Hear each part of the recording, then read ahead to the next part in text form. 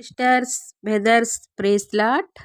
ఒక అన్నయ్య ఫోన్ చేసి నాతో ఇలా అంటూ ఉన్నాడు. చెల్లి, మ్యారేజ్ అయిన కొత్తలో నా మిస్సెస్కి డబ్బులు ఇచ్చేవాడిని. ఇప్పుడు ఇవ్వకపోతే ఊరుకుంటలేదు. రాకాసి అయిపోతుంది. సరే అని ఇస్తే ఖర్చు చేసేస్తుంది. మళ్ళీ నేను అడిగితే చంద్రముఖిలా పెద్ద నోరు వేసుకుని పడిపోతుంది.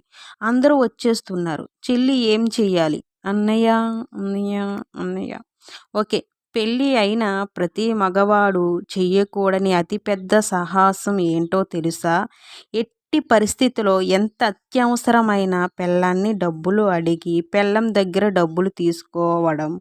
మీకు బయట లక్షల అప్పులు ఇచ్చిన వారు కూడా బయటకు వెళితే రెస్పెక్ట్ ఇస్తారేమో కానీ మీ మిస్సెస్ ఇచ్చే 1000, 2000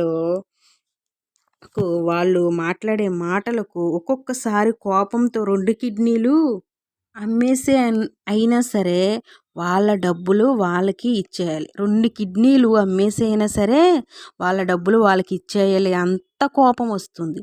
అన్నయ్య, నీ పరిస్థితి అలా ఉంటే ఎంతో కొంత సిగ్గుతో బ్రతికే కొంతమంది మగవాళ్ళు పరిస్థితి ఎలా ఉంటుంది?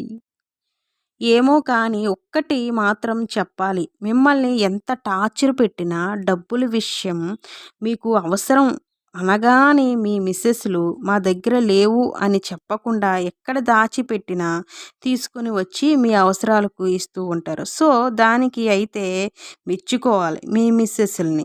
కానీ అన్నయ్య, ఒక్క విషయం చెప్పాలి అనుకుంటూ ఉన్నాను.